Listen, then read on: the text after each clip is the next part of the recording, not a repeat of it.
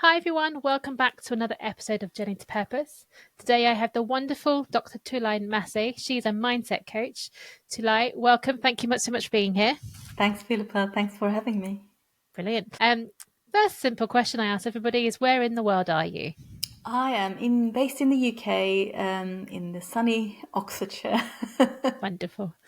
Very nice. And so, but you're not born in the UK, is that right? No, I'm not born in the UK. I've lived in the UK more now in my overall life than I have in Turkey. I'm originally from Turkey. But yeah, I'm not from here originally, but I'm actually practically, You're yeah, one of us. whatever. Well, kind of. So you haven't always been a mindset coach. So let's talk about what made you shift to that and what were you doing before to bring you to where you are now? Yeah, actually, it kind of ties in well with the previous question. I came here, how many years ago now? 29 years ago almost, with a scholarship with from Turkish government to study a PhD in food science, believe it or not. Very And cool. that's what I did for the first 5 years, a master's and a PhD. So I've got 3 degrees, 2 of which are higher qualifications, hence the name doctor. And I was supposed to go back to Turkey to do my duties for the government for paying me to study in here. But I met my husband the second year into being here, and I guess the rest is history, as they say. So I ended up staying here and paying back my scholarship. Interesting. And I was able to do that because just as I was finishing my PhD, I got my dream job in the world number 2 food company at the time. It was my dream company, dream place to work in, and everything went so well. But throughout my journey of being there for almost 2 decades, I've discovered more about myself. And as I discovered more and evolved, grown and evolved, I realized that there is something more to me than doing this job. I mean, I'm not going to say just doing this job. Obviously, I've studied 21 years of my life to be able to do what I was doing, but it kind of came easily. And I don't know, people maybe recognize as being in corporate, you kind of part of the and what's it, cog in a wheel kind of thing. And Yeah. it just kind of, there was a part of me just didn't accept to be a cog in the wheel. There, it felt like there was something more to me than just doing that. So that's kind of so in. I mean, I had my life goals, right? Get married, have kids, and I did have kids. I have kids. I have 2 kids, and I've had them later in life. My son was born when I was 39, and my daughter was born when I was 43. But that was my life goal. Once I've achieved that, I started to question, now what? What am I going to do with myself? What else is there? you know? And as you question these things, at the end of 2017, at Christmas time, I was hit with a big flu, and literally I was in bed for 7 weeks on and off. And when I did return to work eventually, I felt like there was a part of me gone with the illness almost. And I started to question, what am I really doing here? What is this that I'm supposed to be doing in this world? What is my purpose really? So I started, revisiting one of those personality questionnaires. You do one of those, and I think the MBTI one, like it gives you 4 letters of your personality. Yeah. I'd done one of those in 2008, at some point in life, and I revisited the actual summary, and it said, "You're born to be a coach." That was the first thing it said. Oh, wow. And it just kind of hit me like a ton of bricks. Yeah, that's what I want to do with myself. It's not like I didn't know this, because I had been doing that in my job at the time. I've had students, I had people who was working for me, and I was always coaching them. I was always helping them to develop and become a better version of themselves. And I was in the personal development myself, from the word go kind of thing. So I thought, actually, you know what, this makes so much sense. And that's when I decided to train as a life coach and become a mindset coach. It's Amazing. a long answer to a short No, I question. mean it's all part of the process, isn't it? So let's Yeah. take you back a step though. So when you start to think about there's something more to this, and I know I've worked in corporate.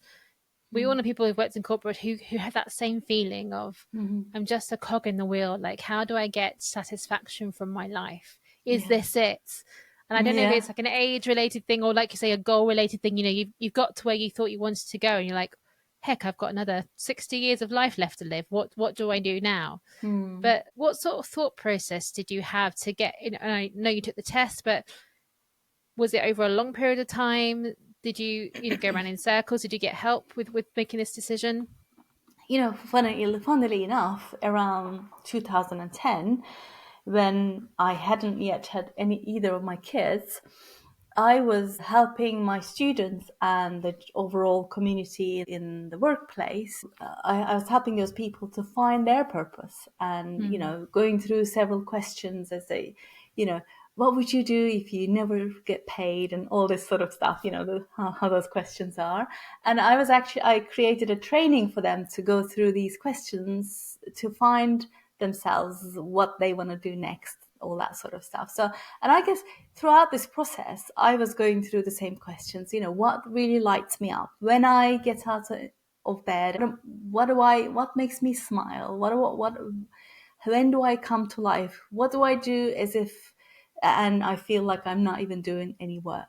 Mm. That lighter, happier feeling. And I used to feel like that when I go to live training. I was a diversity and inclusion trainer. We used to run a whole training session for all the newcomers every year. And that 2 days I was literally on cloud nine, running, feeling like. So knowing all of that, I already knew kind of in my heart of heart I wanted to be a coach. I wanted to help people because it's kind of seeing the progress of someone from almost feeling helpless and desperate and uncertain and anxious to becoming, oh my god, this is what I want to do for the rest of my life. And you know what, it's not like oh my god, now that's it for the rest of your life, you can't change. It's not like that, because we are growing and evolving beings, aren't we? So Yeah. at that point in time, if you find something, this is what I want to do, it doesn't mean that that's going to be for the rest of your life, but really make it an easy process. So that's the whole kind of process I was going through every time I was questioning. Mm. And I guess at that point in time, it's in the workplace, in the context of work, I wanted to be a coach, I wanted to be a trainer, I wanted to be in front of people and seeing the differences and so forth. And what I also had was a very clear vision of what I wanted to be and what I wanted my life to look like, not just in terms of work, but in terms of my overall and family. So I remember, I think it must have been 2010, again, towards the end of 2010, we were in a training day, and the coach at the time said, oh, get up and walk around. And as you're walking around, you're going to be telling everybody in the room, what will you be doing 10 years from now? And I told them, I'll have two kids, they will be at this age, here's their names, and this is what I'll be running my own training and coaching company. And one of my colleagues, as I left, and she said, oh my god, this is what you said at that time, and now this is what you're doing, this just happened. It's Nice. like, well, these things don't just happen. No. You set your intention and you make things happen, and not in a kind of pushy kind of way, but just in an intentional way. Because nobody's given a life on a plate. We are given a life to live, but it's up to us what we make of it. So the process that I was going through is this constant questioning: is this now? What else is there? What lights me up? How do I feel happy? How can I make people happy? How can I help more people? All those sort of things. So asking the right questions with an intention behind, and focusing on the outcome that you want as if it's already done. We will probably delve into that a little bit more, but that's how the process kind of worked for me. Amazing. And again, I love the fact that you're a very goal orientated person, but you've pulled out the important part of it's not just about setting the intention, it's doing the work. Yeah. It's one of those things you see it online, like, oh yes, manifest winning the lottery, but you never play the lottery. I mean, that's a very extreme example and probably wouldn't work anyway. You have to put in the work, and that makes the difference. And so, talking about your process then, and dive a bit more into that, what is it about the way you approach things that you think it makes the difference for you and your clients? Okay, I guess there's three critical elements to the process that I apply, similar to what I've just spoke about. Um, and those three main pillars, if you like, the process that I have is starting with your why. It sounds like a cliche, but why do I want to do this? Yeah, go have a cup of tea. Why do I want to have a cup of tea? Because I'm thirsty, because I want some comfort. It's just a really silly example. And then you want to have a cup of tea. Tea is never a silly example. Come on, we're British.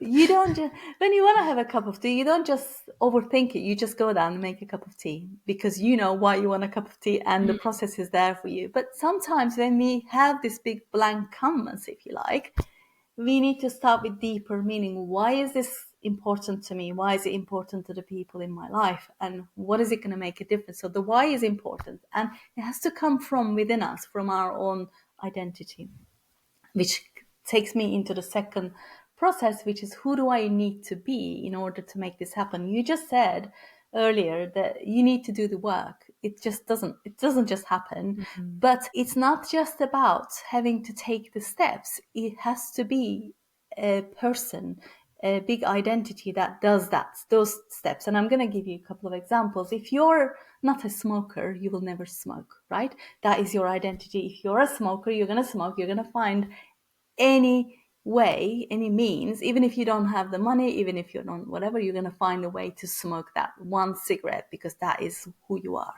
inside. And the same applies if you're a mom. No matter what happens, if something happens to your child, you're going to make sure that child is taken care of. So it's part of your identity. So then in the process of setting goals, in the process of making the life that we want, creating, manifesting the life we want, who do I need to be in this process? Mm. And then it comes to the third action. What sort of actions that person take? Does that person get up every morning to do their exercise? Does that person go up and call people? What sort of responsibility do we need to take? And here's how people have it backwards. Here's how the whole goal setting thing is done backwards. We want to set smart goals. They need to be achievable. They need to be timely. All of this sort of stuff. Well, but it's all about the what. What do I need to do? How many steps it takes? But if it's something that you've never done before, you say to your brain, "Oh, I don't know what to do," and that's where you get stuck. Mm.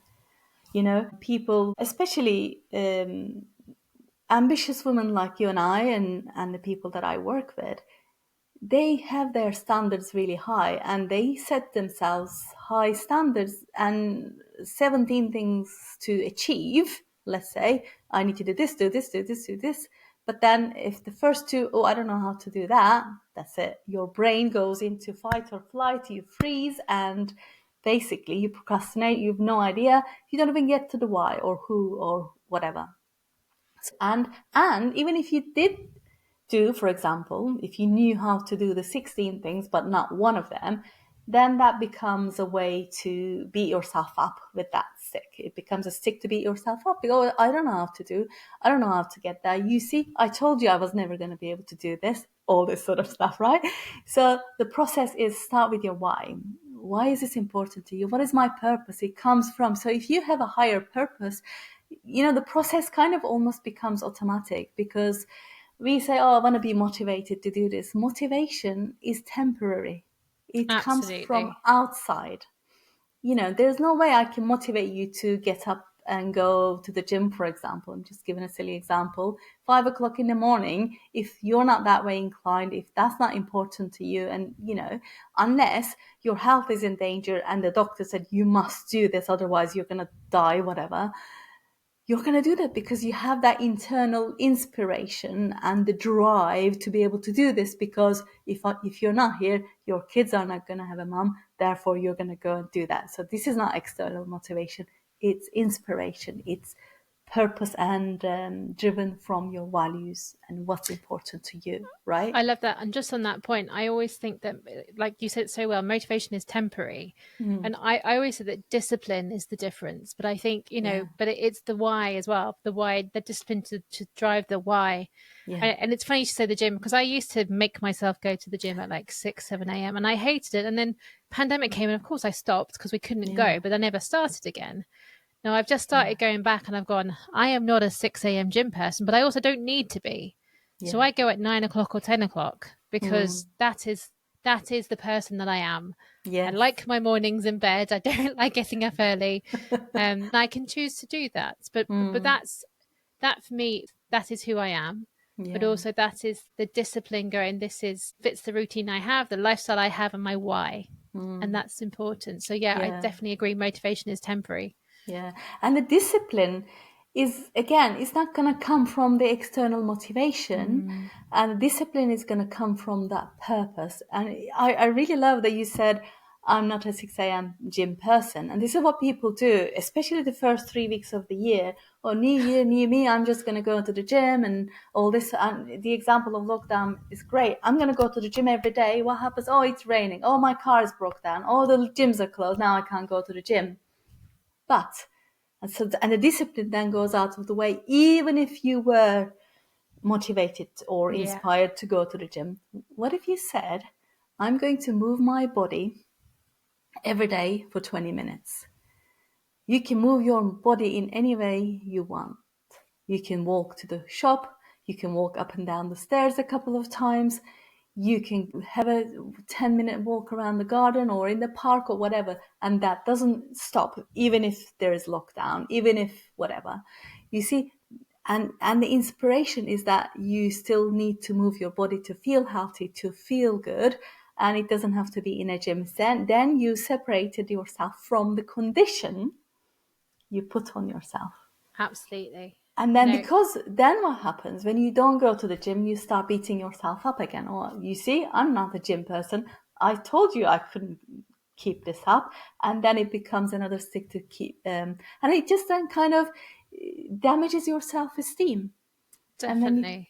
and when your self-esteem is damaged, there's nothing I can do or anyone can do to motivate you. So I I think the point you made about, so I am a firm believer in not having New Year's resolutions. oh yeah. I think particularly in the Northern Hemisphere, Hmm. January is the worst month to start anything because it's miserable, it's cold.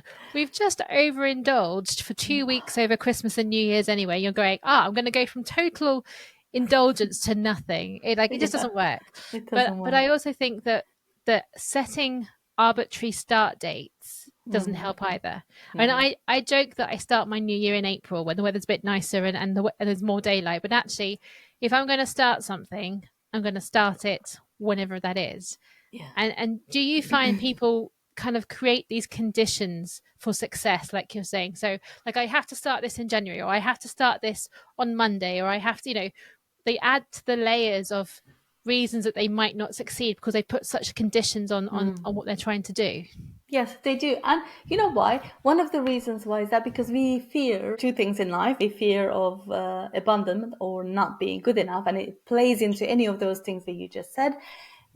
If you started now, you're going to fail. Therefore, you will be abandoned by the people that you like, or you're not going to feel good enough in the eyes of the people who thinks highly of you right now. Therefore, the more you delay it, the more comfortable you feel. Your brain feels more comfortable. Therefore, you're going to delay it. And yes, conditions.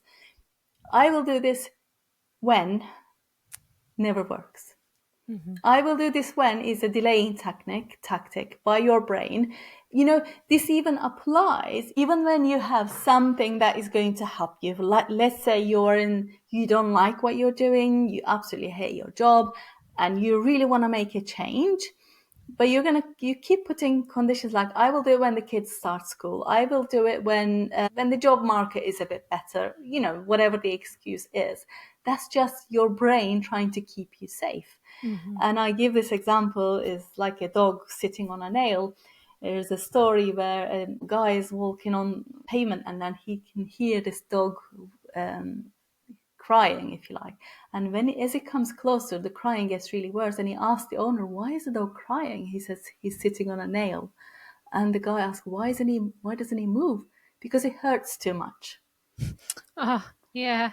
You see, we sit on this nail, even though it hurts too much, but the pain of moving is more painful, or at least We in the think it illusion of is. our mind, we feel Yeah. it is. But until one pain is bigger than the other, we're never going to make that move. And that sometimes it takes, but it takes so much self-awareness to be able to even recognize that. Even, I know all of this and I apply all of this to my everyday life, but even when I want to do something outside of what I want to do, what I've been doing, it shows its ugly face. Oh my God, what will they think of you? What is this? What is this? All this talk. And I have to work really hard on that resistance and recognize where it's coming from. So, yeah. I think, I mean, we're all human, right? So Right. so we know these tricks and we know how to apply them to ourselves, but we still have to go through that process Yeah. ourselves. Mm. Which I guess leads on to my next question is, what is it about mindset that requires so much coaching? Because mindset coaching wasn't a thing when you or I were children, but Right. it definitely is now. What do you think has shifted in people's awareness, and why is it so important? Well, I mean, I think maybe because of the awareness that I have now or whatever, but the world is becoming a place of, what is it, chaos, really, as I call it. There's always something bad happening. There's always something or someone trying to get our attention draw us into this bad, mad world. And if we get drawn into that, what we're going to end up doing is to become part of the chaos. But Hmm. we can't stop the chaos by becoming part of it. We need to be able to separate ourselves from what is going on the outside. And why is mindset important? Because, like I said, because whilst there's the whole thing trying to get your attention, that includes your kids' school, the news, the neighbors, the school moms, everybody who's in the playground, trying to draw you into their own world. And before you know it, "Oh, I'm so ill, I can't get better. Or my back is hurting, I can't do this." You become, "I can't do this, I can't do that, I can't change, and I will do it when," but that never happens. This is why mindset important, because only you can change how you feel. Hmm. And only you can stop the outside influence. There's, of course, going to be some sort of influence, but in order to live a life with peace, in peace, you have to take control of your mind, because if you don't, someone else will, Mm-hmm. and it's going to drive you to wherever they want you to go. And, we have to be responsible for how our life is. We are the creators of our life. Life doesn't just happen. We make things happen, and we make that happen by focusing our attention on what we want or what we don't want. You know, let's take the example of, if I told you on the way to work, "Tell me how many red cars you've counted." You will tell me how many red cars you've seen, and you won't even recall how many blue cars you've seen, because your attention is focused on counting the red cars, right? So Hmm. your brain's reticular activating system, that's what we call this, and it's focused on how many red cars you can see, and so you're not even focusing on anything else. So if you focus your attention on what is bad happening, there's explosion here, there's world war over here, whatever, what are you going to say? "Oh, there's cost of living crisis," or whatever it might be. You're not going to see, "Oh my God, I have a roof over my head. Oh my God, I'm feeling healthy today. My kids are okay. And we are here together as a family. Oh my God, I can breathe without anybody's help. I can put food on the table." These are really simple and primitive examples, but the basic needs that we all have and we Mm-hmm. take for granted every single day. Yeah.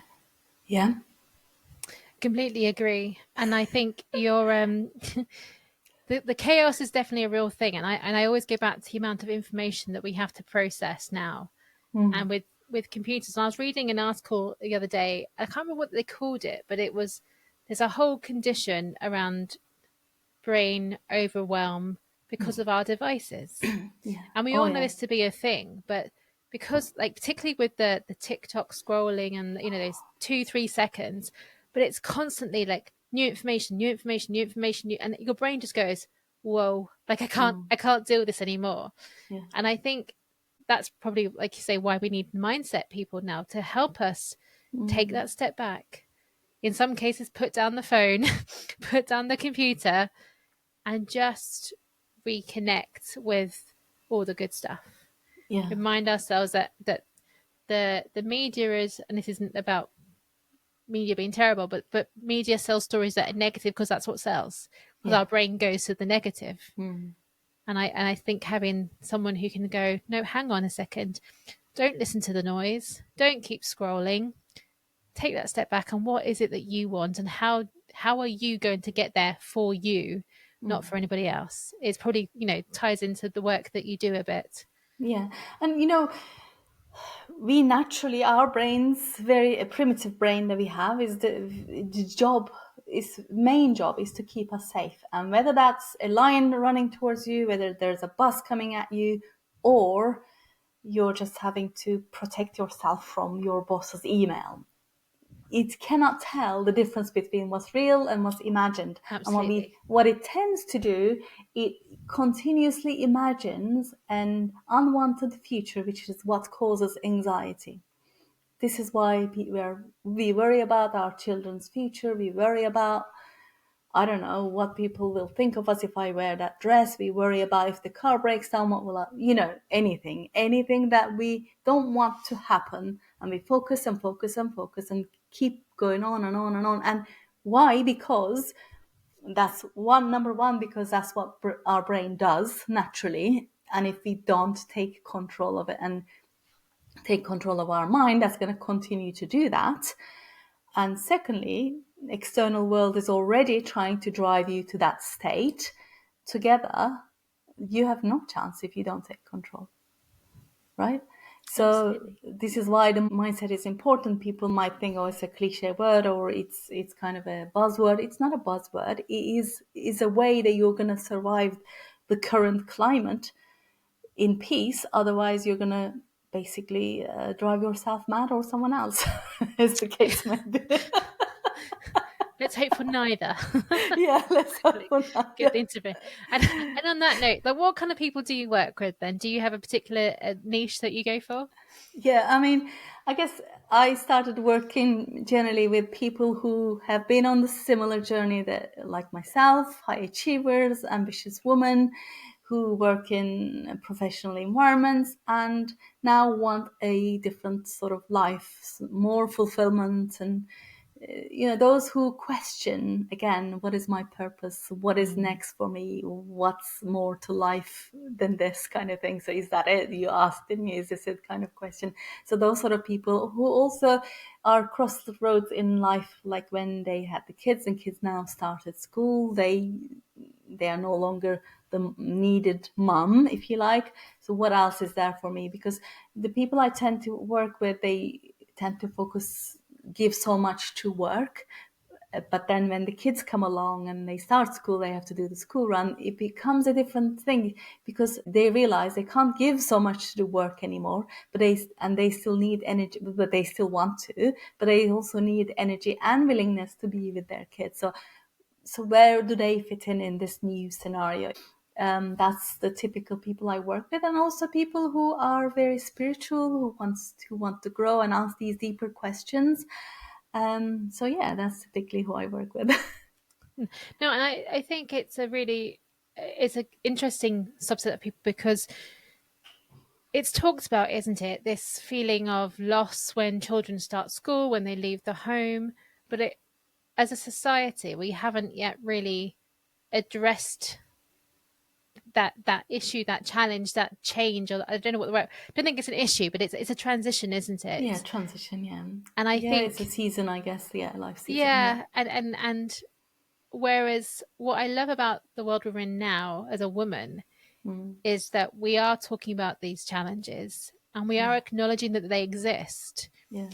But the frustrating thing, and this is my little soapbox moment, is how little research is done with women because, from a medical point of view, our hormones destroy medical things, but it doesn't have to be medical research. It could just be a case of, okay, so when your child goes to school, what emotions do you go through and how do you feel? Like, who's asking these questions of us? Yeah. And so it's great that you have this safe space where people can go, I'm a bit confused. What do I do Yeah. now?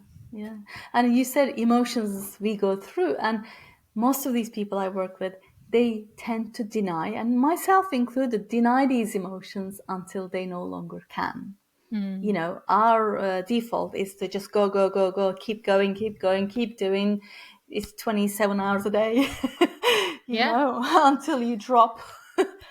And then the next day start all over start again. again, or hit the bottle in the night so that you don't even have to think about having to go Yeah. through it all the next day. But, your body's going to give in at some point. Unfortunately, you can't keep going like that. And where mindset comes in is that this isn't, most people think and catastrophize this whole thing is that, oh, this is now end of me. I don't even remember what I used to be like and what I did before or anything like. But it isn't the end. It's a new season. Life is all about seasons, and this is how we shift the way we think about where we are now, and maybe accept that this is exactly where we need to be. And how do I make the most of this? Yesterday I did a post about Blue Monday. Apparently it was the Blue Monday, and then the reasons were it's like it's cold and we've just come out of the season of festivities and it's no longer the new year and I need to hit the ground running with my goals. Well, there's one interpretation. And the other interpretation may be, well, now the festive season is over, you can actually properly fuel your body with the right food. Yeah. And now that you're fully back at work, you can be grateful for the thing that's putting a roof over your head and feeding your kids and being able to show up in an office with people who you may or may not get on. It doesn't matter, but it has a function, and it doesn't mean you're there forever. You can change things. And this is what we are conditioned when we start something in life. That's it, like we can't change it, this is my life for the rest of. No, you can make a different decision and you can do something else. Yes, it is scary and it does require some work, but my coach said to me once, there's no need to be scared, because as long as you're responsible for the results that you want to get, i.e. do the work, then there's no need to fear anything. But what we tend to do, excuse me just for a sec, what we tend to do, we focus on the unwanted future. And the more we focus on the unwanted outcomes, the more anxious we get and the less likely we are to take that first step. Whereas if we focus on the outcome that we want, as if it's already there, because that's inevitable. Whatever you have in your current reality was once a thought in your mind. Imagine that. Which is a great evidence that you can make happen, what we can manifest, what you put your mind to. So put your mind to something that you do want, whatever that might be. And even if you're scared of the uncertainty, there is no uncertainty, because you're going to make sure you get there. And if you get there in a different way to the way that you wanted, that's also for your benefit anyway, regardless, right? Absolutely. So yeah. I always find it strange with us as humans. We have so much resistance to change, that uncertainty, but everything is constantly changing from Yeah. the cells in our body to the world around us. And yet we resist it, we fight it, we fear it. Yeah. But as you say, perhaps instead, if we go, what is it that I want? And you drive it, you control that change, you move it to the direction you want it to go, Mm. you'd save so much anxiety and You will. overwhelm just by shifting the mindset, which is Yeah. why we need mindset coaches. Right. I mean, like, I ask people when before they start working with me, what is the thing that you want, or what are you struggling with right now? Most people say, I don't know what I want except maybe what's impossible. They've already decided this is impossible. What do you think they're gonna get? Doesn't look right? good for them, does it? No.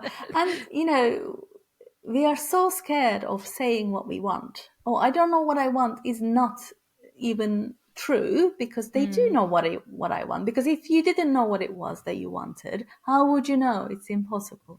Yeah, You see? You already know, but you just can't admit to yourself because of the uncertainty, because of the fear, because of the overwhelm that puts you in. What will others think of me? And all of that. You just can't even admit it to yourself. If you can't say it in words, then it's never going to happen, because you can't take that first step. And it's, absolutely. when it comes to, it's really simple when you think about it like this. But of course, when life and everything else is on top of it, it gets complicated. And I can say all of these things because I have the self-awareness. I've gone through the journey myself. I've obviously coached many people to go through this journey. But, we've got to all start from somewhere, right? Absolutely. And if in doubt, getting help is perfectly Absolutely. acceptable thing to do.